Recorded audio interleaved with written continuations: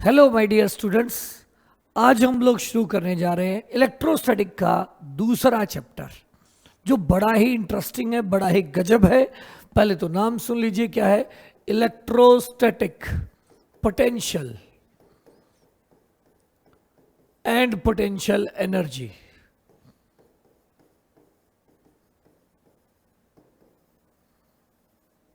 देखो बच्चों, सारी फिजिक्स में ना ये जो वर्ड है एनर्जी, ये गूंजता रहता है, खूब छाया रहता है, खूब तंग भी करता है बच्चों को। मैं कहूँगा पहले आपने इसको थोड़ा फील करो, मज़ा आएगा बात को समझने में। आप लोगों के ना इसके बारे में बड़े अजीब अजीब ख्यालात होते हैं छोटी क्लासेस से ही। जैसे मैं क्या बताता हूँ, जैसे मैं कभी भी क्लास में पूछता हूँ बेटा एनर्जी क्या है, ये बड़ा ही गंभीर सवाल है। मैं आपको बताऊं, अगर हम ये ढंग से समझ लें ना, मेरा मानना है बहुत सारी बातें हैं हमें अच्छे से समझ आनी शुरू हो जाती हैं। तो इसे थोड़ा दिल लगा के समझिए और देखते हैं, कमेंट करिएगा कि किस किस को ये बहुत अच्छे से समझ आ गया और उसे एनर्जी का रियल में मीनिंग समझ आ गया। देखिए, एनर्जी क्या है। जनरली आप लोगों से जब ये पूछा जाता है एनर्जी क्या है, तो आप लोग एक जवाब देते हैं, capacity to do work. Work करने की कैपेसिटी को एनर्जी कहते हैं, कैपेसिटी टू डू वर्क। ये बड़ी पुरानी लाइन है जो आप लोगों ने बचपन से सुनी है। दूसरी, अगर मैं आपसे ये पूछ बैठूं कि बेटा बताओ ये वर्क क्या है, तब आपके पास एक शानदार जवाब होता है, work is a form of energy. Work is a form of energy. ये तो बड़ा गजब गोलमाल है। देखिए, मैंने पूछा वर्क क्या, आपने कह दिया एनर्जी है सर। मैंने कहा एनर्जी क्या, आपने कह दिया सर ये एक तरह का वर्क है। तो थोड़ा गंभीरता से समझते हैं कि एनर्जी आखिर होती क्या है। देखिए बच्चों, इसकी ना बड़ी अच्छी डेफिनेशन फिनमन ने बताई है। उन्होंने बहुत ही गजब डेफिनेशन बताई जो मुझे बड़ी पसंद आई थी। फिनमन ने कहा बेटा, दुनिया में एनर्जी ऐसी चीज है जो ना तो किसी को पता है ना कोई बता सकता है। बस वो जो भी है, जैसी भी है, जितनी भी है, फिक्स है। एक तो हमें वो दिखती नहीं है, एक हमें उसकी वैल्यू नहीं पता, एक हमें वो दिखने में कैसी ये नहीं पता। बस वो दुनिया में जितनी भी है, जैसी भी है, जो भी है, कांस्टेंट है। यही एकमात्र एनर्जी का सबसे बेस्ट वाला डेफिनेशन है। आपको इसको ना एक सिंपल एग्जांपल से समझना चाहो तो यूं समझ सकते हो कि आप इस बच्चे को यूं समझ लीजिए नेचर है। क्या है बच्चों? ये नेचर है। एक बच्चा है, उस बच्चे को आप लोग एक बार के लिए नेचर समझ लो। उसके पास कुछ फुटबॉल जैसा हमें दिख रहा है, हमें नहीं पता कि वो फुटबॉल है। ये बच्चा बता भी नहीं रहा कि ये क्या है, कितना है ये भी नहीं बता रहा। हमने जब उससे ये क्वांटिटी चेक करी तो आज हमने देखा ये क्वांटिटी, जिसे मैं अभी एक बार के लिए फुटबॉल कह देता हूं, जब वो 4 है।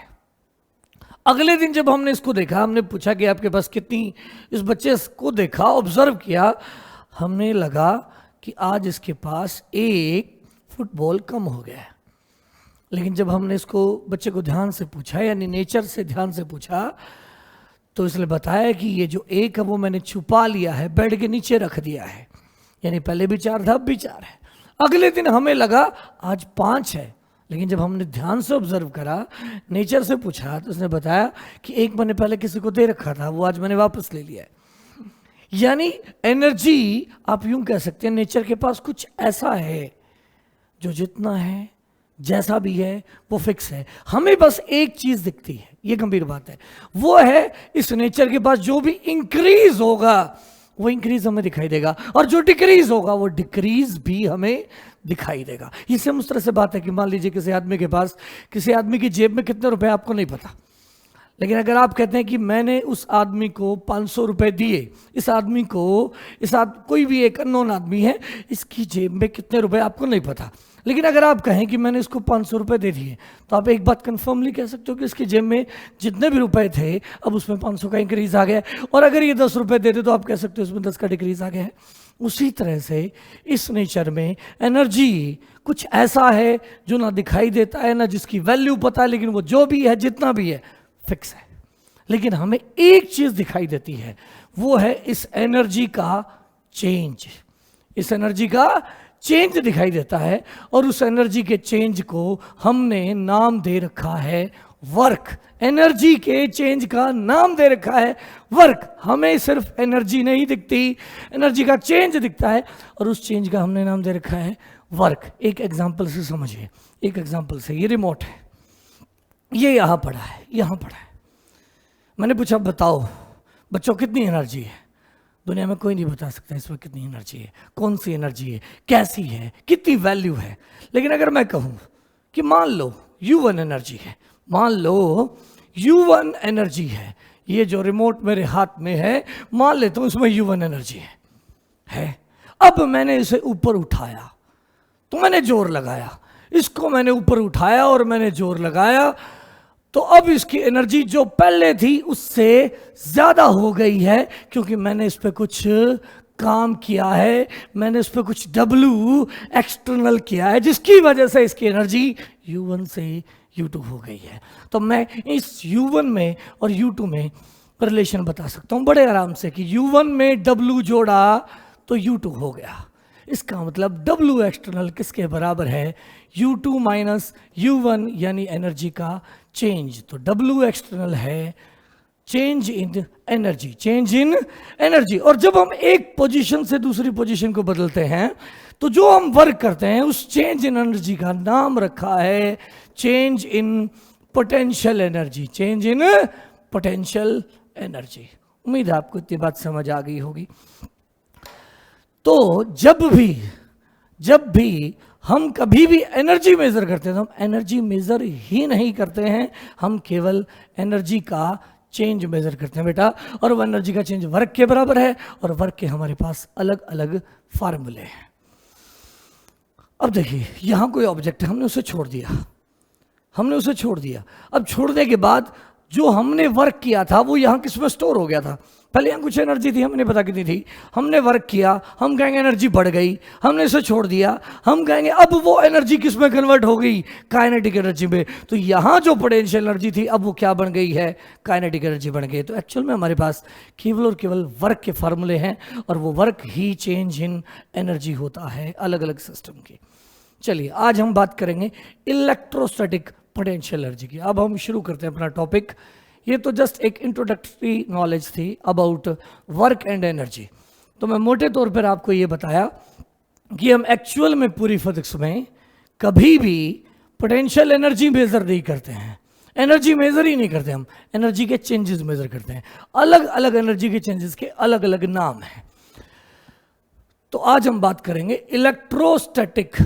हाँ, मैं कुछ एग्जांपल और दे देता हूं। जैसे मान लीजिए स्प्रिंग है, स्प्रिंग के साथ ये बॉक्स जुड़ा है, ये अभी अपनी नेचुरल लेंथ पे है। कोई हमसे पूछे इसमें कितनी एनर्जी है, हम कहेंगे हमें नहीं पता। मान लो U1 है, हमने स्प्रिंग को दबाया, हमने कुछ काम किया, मान लीजिए W काम किया, अब इसकी एनर्जी U2 हो गई, तो हम कहेंगे U1 प्लस W बराबर है U2, देयरफॉर W है U2 माइनस U1, यानी चेंज इन पोटेंशियल एनर्जी बराबर है W। अब ये जो चेंज इन पोटेंशियल एनर्जी है, यानी जो वर्क हमने किया है इसको यहां से दबाने में, ये कहलाएगा स्प्रिंग पोटेंशियल एनर्जी का चेंज, स्प्रिंग पोटेंशियल एनर्जी का चेंज। उम्मीद है बात समझ आ गई होगी। आप कहोगे सर चलो मान लिया पोटेंशियल एनर्जी का चेंज निकल गया, फिर ये जो हम फार्मूला में एनर्जी लिखते रहते हैं ये क्या है? एक्चुअल में बच्चों हम वर्क निकाल लेते हैं और वर्क होता है U final minus U initial, और हम U इनिशियल को 0 मान लेते हैं, रेफरेंस मान लेते हैं कि उसकी वैल्यू 0 है, और हम लिख देते हैं U फाइनल जो कि हो जाती है W के बराबर। यानी हम रियल में तो डेल्टा U निकालते हैं और डेल्टा U निकालकर इनिशियल वैल्यू को 0 मान लेते हैं। आपको किस मान क्यों लेते हैं? मान लेने से कोई फर्क नहीं पड़ेगा क्या? नहीं पड़ेगा, क्योंकि अगर मैं कहूँ यहाँ एनर्जी 0 है तो यहाँ 10 है, अगर मैं कह देता हूँ यहाँ 5 है तो यहाँ 15 हो जाएगी, यहाँ 2 है और यहाँ ऊपर 5, मान लो यहाँ 0 है और उससे ऊपर 5 ज़्यादा है, यहाँ 0 और यहाँ 5, तो अगर यहाँ मैं 10 कह दूंगा तो यहाँ 15 कहनी पड़ेगी, लेकिन गैप तो वही रहेगा ना, एनर्जी का डिफरेंस तो वही रहेगा। इसलिए हम रेफरेंस पॉइंट की एनर्जी अपनी मर्जी से कुछ भी मान सकते हैं, और जनरली हम मानना ही होता है तो इनिशियल वैल्यू को 0 मानते हैं। जैसे स्प्रिंग के केस में यहाँ हम 0 एनर्जी कह दें तो ये जो वर्क हुआ है यही क्या हो जाएगी, एक्स दबने के बाद स्प्रिंग की पोटेंशियल एनर्जी हो जाएगी। उम्मीद है बात समझ आ गई होगी।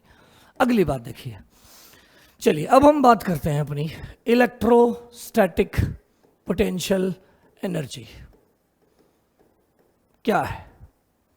देखिए बच्चों, अगर मैं आपसे कहूं कि आप इलेक्ट्रोस्टैटिक पोटेंशियल एनर्जी बताओ, तो आप कहोगे सर पहली बात तो चार्ज चाहिए।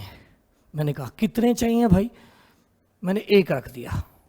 आप कहोगे सर अकेले चार्ज की एनर्जी का कोई मतलब होगा, तो मेरा जवाब है बेटा कोई मतलब नहीं होगा। जब ये है ही अकेला तो उसकी कोई एनर्जी नहीं कहलाएगी, कोई एनर्जी है नहीं, हम बता भी नहीं सकते।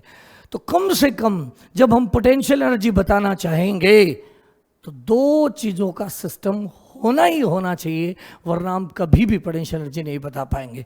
तो मुझे एक चार्ज और चाहिए। मैंने कहा ये लो एक और चार्ज, तो दूसरा ले लो, स्मॉल क्यू है, ये कैपिटल क्यू और एक स्मॉल क्यू है। अब आप बता दो इसकी पोटेंशियल एनर्जी क्या है। तो जवाब ये है बच्चों, पहले तो आप पोटेंशियल एनर्जी का मतलब समझ लो क्या है। पहले आप इनको दूर मान लो, इनफाइनाइट दूर। कितना दूर? इनफाइनाइट दूर। आपको सर इनफाइनाइट का मतलब ऑस्ट्रेलिया मान ले हम? नहीं बेटा, इनकी इतना दूर मान लो कि इनके बीच में क्या ना रहे, रिपल्शन। अगर अट्रैक्शन है तो अट्रैक्शन ना रहे, और रिपल्शन है तो रिपल्शन ना रहे। उस दूरी को हम बोलते हैं फिजिक्स के लोग कि इनफाइनाइट दूरी पर मान लिया। तो हमने ये पहला चार्ज और ये दूसरा चार्ज इनफाइनाइट दूरी पर मान लिया। चलो भी मान लिया। अब यहां इनके बीच में क्या नहीं है, किसी प्रकार की कोई रिपल्शन नहीं है। अब आप धीरे धीरे इसको पास लाए। आपको सर किस स्टाइल में लाऊं, तेज करता हुआ लाऊं, स्लोली लाऊं, या पहले तेज चला लूं बाद में धीरे चला लूं? तो मैं कहूंगा वो स्टाइल बड़ा इंपॉर्टेंट है। देखिए ध्यान से, यूं समझ लीजिए कोई ऑब्जेक्ट है और इस ऑब्जेक्ट को मुझे ऊपर उठाना है, तो मुझे इसको स्लोली लेके जाना है। स्लोली का मतलब है बेटा कि नीचे अगर 10 की फोर्स है तो ऊपर आप एक बार के लिए 10.1 मान लें। 10.1 मानते ही ऊपर चलने लग जाएगा। जब ये ऊपर चलेगा तो जितनी नीचे लगेगी उतनी आपने ऊपर माननी है, उतनी ऊपर माननी है, और फिर इस सिस्टम को एक जगह से दूसरी लेके जाना है।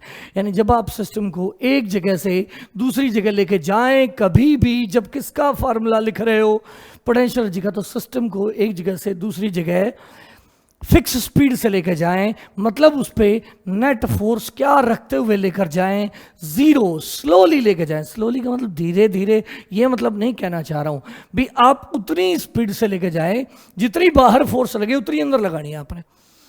आप कहोगे सर अगर हमने दोनों फोर्स बराबर कर दी तो ये चलेगा कैसे? इमेजिन करें कि एक बार अंदर वाली थोड़ी ज़्यादा है और बाहर वाली थोड़ी कम है, और एक बार इसने मूव करना स्टार्ट कर दिया, और फिर अगर हम नेट फोर्स को जीरो रखेंगे तो ये अपने आप ही चलता हुआ आएगा। तो हमें ऑब्जेक्ट को एक जगह से दूसरी जगह मानना है, और किस स्पीड से लाना है? ऑब्जेक्ट को फिक्स स्पीड से नजदीक लाना है। चाहे तरीका कोई भी हो, रास्ता चाहे ये हो, कोई भी रास्ता हो, लेकिन हमें इस सिस्टम को यहां से यहां फिक्स स्पीड से लेकर आना है। और फिक्स स्पीड से लाना, तो अब आप मुझे यूं बताइए इसका फील्ड बाहर की तरफ है कि नहीं है? तो मान लीजिए हम पहले फर्स्ट स्टेप चलते हैं, इतनी दूर चलते हैं, फिर अगले इतनी दूर चलते हैं, अगला स्टेप, ये दूसरा स्टेप, ये तीसरा स्टेप। क्या तीनों स्टेप में हमें बराबर जोर आएगा? नहीं बेटा। देखिए अगर हम पहला स्टेप चलेंगे तो यहाँ फोर्स कम है, इलेक्ट्रिकल फोर्स कम है, तो हमें थोड़ा जोर आएगा। अगले स्टेप में ज्यादा आएगा, अगले स्टेप में और ज्यादा आएगा, अगले स्टेप में और ज्यादा आएगा। और अगर हम ये सारे वर्क जोड़ दें तो ये जो टोटल वर्क होगा यही हमारा होगा increase in potential energy. Potential energy नहीं, इंक्रीज इन पोटेंशियल एनर्जी। तो आप कहोगे सर ये वर्क कैसे निकालेंगे? पहली बात तो ये याद रखें कि जितनी बाहर फोर्स लगेगी उतनी अंदर लगानी है। यानी शुरू में बाहर कम है तो अंदर भी कम लगानी है, बाद में अंदर बाहर ज़्यादा है तो अंदर भी ज़्यादा। तो जैसे जैसे हम अंदर लाएंगे हर स्टेप में हमें फोर्स को इंक्रीज करते हुए चलना है। जितनी इलेक्ट्रिकल फोर्स बाहर लगेगी उतनी ही हमें एक्सटर्नल फोर्स अंदर लगानी है। तो एक्सटर्नल फोर्स का वर्क और इलेक्ट्रिकल फोर्स का वर्क, एक्सटर्नल फोर्स स्पीड को बढ़ाएगी, इलेक्ट्रिकल फोर्स स्पीड को घटाएगी। जितनी ये बढ़ा रही हो, जितनी एक्सटर्नल फोर्स स्पीड बढ़ाएगी उतनी इलेक्ट्रिकल घटाएगी, और हम नेट स्पीड फिक्स रखते हुए, यानी बिना स्पीड को बढ़ाते हुए और ना ही स्पीड को घटाते हुए फिक्स स्पीड से इसको नज़दीक लाएंगे। तो ये वाला वर्क और ये वाला वर्क हमेशा अपोजिट होंगे। एक्सटर्नल वर्क और इलेक्ट्रिकल वर्क इक्वल होंगे पर अपोजिट होंगे।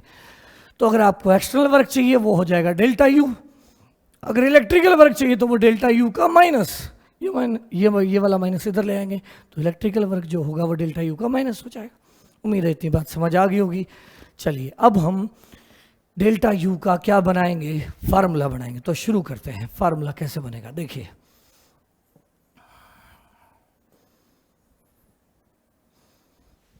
फार्मूला कैसे बनेगा, किसका फार्मूला बनाना है, ये कैपिटल क्यू चार्ज, ये स्मॉल क्यू चार्ज, और इसे हम रखेंगे आर दूरी पर, और हम इसकी पोटेंशियल एनर्जी के इंक्रीज का फार्मूला बनाएंगे। और वो फार्मूला आएगा बच्चों के capital Q small Q divided by R. हमें इन दोनों चार्जेस को आर दूरी पर रखना है। अब मैं इस फार्मूले को प्रूव करने जा रहा हूँ। देखिए जल्दी से, ये चार्ज ले लिया कैपिटल क्यू, ये स्मॉल क्यू ले लिया, पहले इनफाइनाइट दूरी पर है, मैं धीरे धीरे नज़दीक ला रहा हूँ। तो लाते लाते मान लो कितनी दूरी पर ला चुका हूँ, एक्स दूरी पर ला चुका हूँ। कितनी दूरी पर ला चुका हूँ, ना तो इन्फिनिटी लिया ना आर दूरी लिया। लाना कहाँ से है, इन्फिनिटी से शुरू करके आर दूरी तक लाना है। पोटेंशियल एनर्जी क्या होगी दो चार्जेस के सिस्टम की, पहले उन दोनों चार्जेस को इनफाइनाइट दूरी पर सोच लो, फिर उन दोनों को पास लाओ और आर दूरी पर रखो। आर दूरी तक रखने में जितना आप वर्क करोगे वो वर्क ही होगा, वो वर्क ही होगा, जो एक्सटर्नल वर्क होगा वही होगा इंक्रीज इन पोटेंशियल एनर्जी। तो अब हम ये वर्क निकालने वाले हैं और जो वर्क आएगा वही इंक्रीज इन पोटेंशियल एनर्जी होगा। तो देखिए वर्क का फार्मूला कैसे निकालेंगे, ना तो चार्ज को लेंगे इन्फिनिटी पे, ना लेंगे आर दूरी पर, हम लेंगे बीच में कोई लोकेशन जब ये चार्ज ना इन्फिनिटी पे ना आर पे, ये एक्स दूरी पर है। चलो एक्स दूरी पर अगर है तो आप बताइए ज़रा कि इसके ऊपर इलेक्ट्रिकल फोर्स कितनी लग रही है और कहाँ लग रही है। तो आप कहोगे सर इलेक्ट्रिकल फोर्स लग रही है इस पर बाहर। मैंने पूछा कितनी लग रही है, तो आप कहोगे सर वो लग रही है के capital Q small Q divided bye x square. तो मैंने कहा बताओ बच्चों इलेक्ट्रिकल कहाँ लगाएंगे, तो मैंने जवाब है इलेक्ट्रिकल जो एक्सटर्नल लगाएंगे वो इलेक्ट्रिकल के जस्ट इक्वल और अपोजिट। तो एक्सटर्नल फोर्स कहाँ है, अंदर की तरफ। मूव कहाँ करा रहे, अंदर, तो अंदर वाले मूवमेंट को कह दिया मैंने dx, अंदर वाला मूवमेंट dx और फोर्स अंदर fx। तो छोटा सा वर्क अगर मैं dw लिखूं, इसको x लोकेशन से थोड़ा सा dx अंदर चलाने में जो थोड़ा सा वर्क होगा अगर मैं उसे dw लिखूं तो उस dw का फार्मूला क्या होगा, f एक्सटर्नल की वैल्यू इंटू dx की वैल्यू इंटू कोस ऑफ दोनों के बीच का एंगल। और ध्यान दें ये जो वर्क है वो W एक्सटर्नल है और डेल्टा U होता ही W एक्सटर्नल है। तो W एक्सटर्नल F एक्सटर्नल की वैल्यू dx की वैल्यू F एक्सटर्नल की वैल्यू dx की वैल्यू कोस ऑफ दोनों के बीच का एंगल। और ध्यान दें F एक्सटर्नल में और dx में, इसमें और इसमें जो एंगल है वो 0 है क्योंकि दोनों वेक्टर सेम डायरेक्शन में हैं। और अगर एंगल 0 है तो cos 0 हो जाएगा 1। तो dw एक्सटर्नल हो गया F एक्सटर्नल की वैल्यू इंटू dx की वैल्यू इंटू cos 0 हो गया 1, cos 0 हो गया 1, सॉरी 0 नहीं cos 0 हो गया 1। अब देखिए अब यहाँ एक गंभीर बात है, एक्सटर्नल फोर्स की वैल्यू उतनी होगी जितनी इलेक्ट्रिकल की वैल्यू है। और इलेक्ट्रिकल की वैल्यू तो कितनी है कि capital Q small Q divided bye x square, ये वैल्यू है। अब यहाँ सबसे इंटरेस्टिंग और बढ़िया चीज़ है समझने वाली, dx की वैल्यू। dx की वैल्यू देखिए इधर ये x है, वैल्यू हमेशा पॉजिटिव होती है। अब अगर x यहाँ से मान लो x 5 था और बाद में x हो गया, जब ये अंदर मूव करेगा चार्ज पार्टिकल तो बाद में x हो जाएगा 4। तो अगर मैं dx पूछूं तो फाइनल x माइनस क्या करेंगे, इनिशियल x। पहले 5 पे था, अंदर आ रहा है ना बेटा चार्ज अगर अंदर आ रहा है और अंदर आ रहा है तो पहले x ज्यादा होगा बाद में x कम होगा। तो dx क्या होता है, चेंज होता है, फाइनल माइनस इनिशियल। फाइनल था 4, इनिशियल है 5, 4 में से 5 घटाया -1। तो dx तो नेगेटिव है और हमें लिखनी है उसकी वैल्यू। और कभी भी नेगेटिव को अगर पॉजिटिव बनाना है तो dx की वैल्यू को अगर मुझे पॉजिटिव बनाना है तो यहाँ माइनस लगाना पड़ेगा, यानी माइनस डी एक्स लिखूंगा। अब अगर मैंने डी एक्स की वैल्यू को माइनस डी एक्स लिखा तो जरा ध्यान दीजिए, जो डी एक्स नेगेटिव था उस नेगेटिव के आगे नेगेटिव लगने से वो आंसर पॉजिटिव हो जाएगा। तो एक बात याद कर लें बेटा, जब भी किसी भी चीज का वैल्यू लेते हैं, मैथ में आप पढ़ते भी हैं कि मोड एक्स एक्स होगा अगर एक्स पॉजिटिव है, मोड एक्स माइनस एक्स होगा अगर एक्स नेगेटिव है। मोड का मतलब वैल्यू, अगर x नेगेटिव है तो उसके आगे नेगेटिव लगाओ ताकि वो पॉजिटिव हो जाए, और अगर वो पॉजिटिव है तो उसके आगे कुछ नहीं लगाना, सीधा x लिख दो। ये सबसे इंपॉर्टेंट बात है, उम्मीद आप समझ गए होंगे। तो आपको यहाँ जो x था वो बढ़ नहीं रहा था, घट रहा था, यानी dx नेगेटिव था, और अगर इस नेगेटिव को, ये dx क्या था, ओहो उड़ गया, dx की वैल्यू थी यहाँ, और यहां जो dx टर्म है वो नेगेटिव है, और अगर dx टर्म नेगेटिव है तो मुझे क्या बनाना है, उसे पॉजिटिव। तो यहां माइनस dx लिखूंगा क्योंकि ये नेगेटिव है, उसके आगे नेगेटिव लगने से पॉजिटिव हो जाएगा। और अगर ऐसा हो गया तो अब तो बहुत आसान काम रह गया है, बहुत ही नाजुक सा काम रह गया है। ये छोटा सा वर्क आ गया, तो टोटल वर्क कैसे लिखेंगे, dw लिखा गया, dw एक्सटर्नल, देयरफॉर w क्या होगा बच्चों, w एक्सटर्नल हो जाएगा इन सारे छोटे छोटे वर्क का इंटीग्रेशन। तो अगर हम इंटीग्रेशन करें तो dw एक्सटर्नल करना है, उसका इंटीग्रेशन तो वो क्या होगा, k q small q dx, आगे माइनस आ गया, डिवाइडेड बाय एक्स स्क्वायर। इसमें से क्या चीज़ बाहर आ जाएगी बच्चों, इसमें से dw external is equal to हो जाएगा minus k capital Q small q, बाहर आ गए, सारी चीज़ें फिक्स है तो इंटीग्रेशन से बाहर ले लेंगे। इंटीग्रेशन बचा 1/x² dx, और 1/x² का इंटीग्रेशन आपको आना चाहिए, नहीं आता तो आप कर ले, k q q into -1/x, -1/x। मैं एक बार बता भी देता हूँ 1/x² का इंटीग्रेशन कैसे करते हैं बच्चों, नॉर्मल सी बात है, x की पावर -2 लिख लो। x की पावर -2 का कैसे करेंगे, एक पावर बढ़ा दो, -2 + 1 डिवाइडेड बाय -2 + 1, ये हो गया -1 डिवाइडेड बाय हो गया -1, और इसको ठीक करके लिखोगे तो ये हो गया -1/x। मैं सलाह दूंगा कि आप इसे क्या रखें तो बेटर है, याद ही रखें कि 1/x² का इंटीग्रेशन है -1/x, तो माइनस और माइनस ये हो गया प्लस, तो आंसर क्या बना बच्चों, k q q into 1/x। अब जरा आप देखिए x की लिमिट कहाँ से कहाँ है, x हमें शुरू करना है इन्फिनिटी से, इन्फिनिटी से कम करते करते कितनी दूरी तक लाना है, r दूरी तक लाना है, तो x की लिमिट हो जाएगी इन्फिनिटी से स्मॉल r। देखिए हमें शुरू क्या करना था, याद करें पोटेंशियल एनर्जी की डेफिनेशन थी, जब ये चार्ज दूर थे, दूर से कितनी दूरी तक लाने में, r दूरी तक लाने में हमें जो वर्क करना पड़ेगा वो वर्क ही इस सिस्टम की क्या होगी, पोटेंशियल एनर्जी का इंक्रीज होगा। तो बताइए लिमिट पुट करिए बड़े आराम से, k q q 1/r -1/∞, और 1/∞ बच्चों हो जाएगा 0, देयरफॉर w आ गया बच्चों कितना, k capital Q small q divided by r, और यही होगा डेल्टा U। तो डेल्टा U का फार्मूला बच्चों कितना आ गया, अगर दो चार्ज कितनी दूरी पर रखे जाएं, r दूरी पर रखे जाएं, कितनी दूरी पर रखे जाएं, r दूरी पर रखे जाएं, तो डेल्टा U का फार्मूला होगा k पहला चार्ज दूसरा charge divided bye gap, divided by gap. लेकिन अगर कोई U पूछे, U, तो डेल्टा U को हम लिखेंगे U final minus U initial is equal to, ये लिखेंगे, और इनिशियल को मान लेंगे इन्फिनिटी, और इन्फिनिटी पे एनर्जी 0 होती नहीं, हमने मान लिया, तो इन्फिनिटी पे बेटा 0 मान लेंगे, तो इनिशियल को हमने 0 कह दिया, तो U फाइनल का फार्मूला हो गया k q q by r। तो बच्चों दो चार्ज कैपिटल Q और स्मॉल q अगर r दूरी पर हो तो उनकी पोटेंशियल एनर्जी का फार्मूला होगा k पहला चार्ज इंटू में दूसरा चार्ज डिवाइडेड बाय दोनों चार्ज के बीच की दूरी। उम्मीद है आपको ये बात समझ आ गई होगी। अब छोटा सा इस बात के ऊपर एक दो सवाल कर लेते हैं। अगर मैं आपसे कहूं कि ये प्लस क्यू चार्ज है, ये प्लस क्यू चार्ज है, और ये माइनस क्यू चार्ज है, और ये रखे हुए हैं सारे के सारे कितनी दूरी पर, ये भी आर दूरी है, ये भी आर है, और ये भी आर है, और मैंने कहा इस सिस्टम की एनर्जी लिखिए।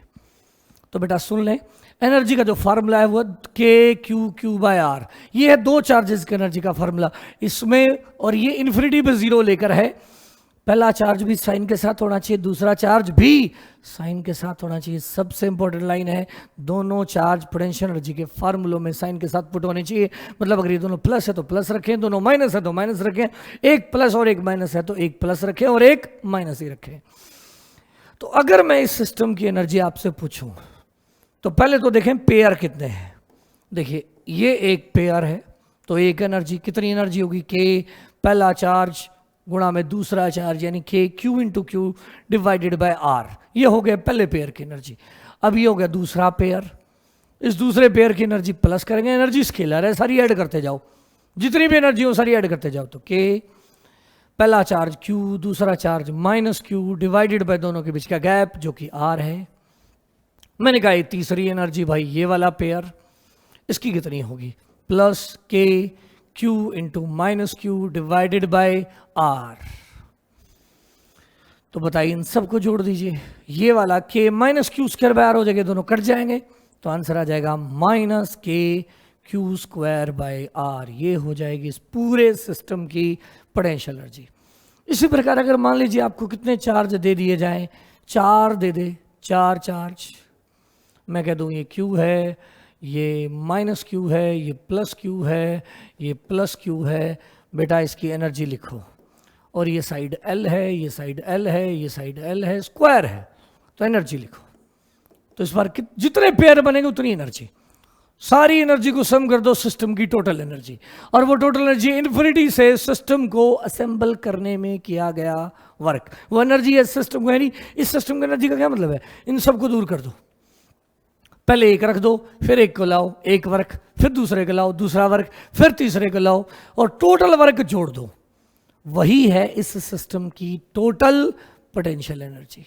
मैं एक बार फिर से बताना चाहूँगा, मान लीजिए चलो जनरलाइज बना देते हैं, जनरलाइज कि अगर मैं इसे